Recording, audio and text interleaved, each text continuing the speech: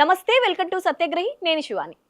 నారాయణ నారాయణ అనడానికి మన దగ్గర నారాయణపేట, జోగులాంబ, గద్వాల జిల్లాలున్నాయి. కానీ అక్కడ పారే కృష్ణమ్మను చూస్తే మాత్రం కుండె తరుక్కుపోతుంది. తలాపూనే పరవళ్ళు తొక్కుతూ కృష్ణమ్మ పారుతుంటే నడిగడ్డ రైతన్న మాత్రం కన్నీరు మున్నీరుగా విలిపిస్తున్నాడు. కారణం ఎవరో కాదు, మన పాలమూరు బిడ్డే. సాక్షాత్తు ముఖ్యమంత్రి పీఠం మీద కూర్చున్న రేవంత్ రెడ్డి. ఎగువన జూరాల ప్రాజెక్టు వరద క్యూసెక్కులు పోటెత్తుతుంటే ఇక్కడ నడిగడ్డ రిజర్వాయర్లు మాత్రం ఎండిపోయి అరికాళ్ల మంటలు నెత్తికెక్కుతున్నాయి. కారణం ఏంటి? తెలంగాణ రైతులకు ఇవ్వాల్సిన నీళ్లను దొడ్డిదారిన ఏపీకి తరలిస్తూ రేవంత్ రెడ్డి సర్కార్ చేస్తున్న ఈ దారుణమైన కుట్ర ఏంటి? ఈ వీడియోలో క్లియర్ కట్ గా విశ్లేషిద్దాం. స్కిప్ చేయకుండా చివరి దాకా వాచ్ చేయండి. ఆల్మట్టి, నారాయణపూర్ డ్యాములు నిండుతుండటంతో జూరాల ప్రాజెక్టుకు సుమారు 30,000 క్యూసెక్కులకు పైగా వరద నీరు వచ్చి చేరుతోంది. కానీ ఇక్కడ ప్రభుత్వానికి, అధికారులకు మాత్రం ఆ నీటిని ఎలా ఒడిసి పట్టాలో అస్సలు క్లారిటీ లేదు. జల విద్యుత్ ఉత్పత్తి పేరు చెప్పి ఉన్న 6 యూనిట్లో 4 రన్ చేస్తూ కేవలం 8,500 క్యూసెక్కులు కావాల్సిన చోట ఏకంగా 9,670 క్యూసెక్కుల నీటిని దిగువకు వదిలేస్తున్నారు. అరే భయ్యా, విద్యుత్ కావాలంటే వాడుకోండి, కానీ ఆ నీటిని మన రిజర్వాయర్లకు మళ్లించి నడిగడ్డను పచ్చగా చేసుకోవచ్చుగా.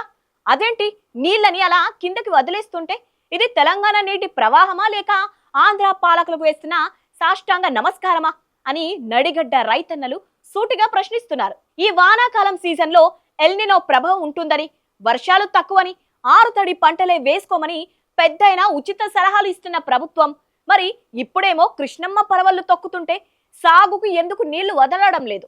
కర్ణాటకలో చూస్తే ముందు తమ ప్రాజెక్టులు నింపుకొని ఆ తర్వాతే పంటలకు నీళ్ళిస్తారు. కానీ మన తెలంగాణ ప్రభుత్వానికి మాత్రం పక్క రాష్ట్రం మీద ఉన్న ప్రేమ సొంత రైతుల మీద లేదా? తెలంగాణ ప్రజలు ఓట్లు వేసి గెలిపిస్తే రేవంత్ రెడ్డి గారు మాత్రం ఆంధ్ర పాలకుల మెప్పు కోసం పాకులాడుతున్నారనే ఆరోపణలు నిజమేనా?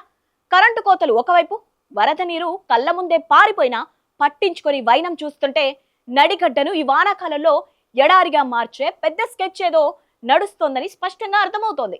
గద్వాల పట్టణానికి తాగునీరు అందించే జములమ్మ రిజర్వాయర్ నేడు నీళ్లు లెక్క అల్లాడిపోతోంది. బీజేపీ ప్రధాన కుడి కాల్వకు నీరు విడుదల చేస్తేనే ఈ రిజర్వాయర్లోకి నీరు వస్తుంది. కానీ ఉద్దేశపూర్వకంగానే కుడి కాల్వకు నీళ్లు వదలకుండా గద్వాల గొంతు ఎండబడుతున్నారు. గతంలో వరద రాగానే నెట్టెంపాడ్ ద్వారా రేలంపాడ్, గుడ్డెందొడ్డి రిజర్వాయర్లను నింపి గొలుసుకట్టు చెరువుల ద్వారా 5 మండలంలోని 119 చెరువులను కలకలలాడించేవారు. భూగర్భ జలాలు పెరిగేవి. కానీ నేడు ఆ జాడే లేదు. తాగునీటికే మొదటి ప్రాధాన్యత అంటున్న సర్కార్ మాటలకు, చేతలకు అసలు పొంతనే లేదు. మిషన్ భగీరథ్కు నీరందించే జూరాల ప్రాజెక్టు ఉమ్మడి జిల్లాకు వరప్రదాయిని అయినా అధికారుల అవగాహన రహిత్యం వల్ల మంచినీటికి మల్లగుల్లాలు పడాల్సిన దుస్థితి వచ్చింది. తలాపున పారుతున్న కృష్ణమ్మను చూస్తూ కుండెలు బాదుకుంటున్న నడిగడ్డ రైతులకు ఇక మిగిలిన దారి ఒకటే, అదే పోరాటం.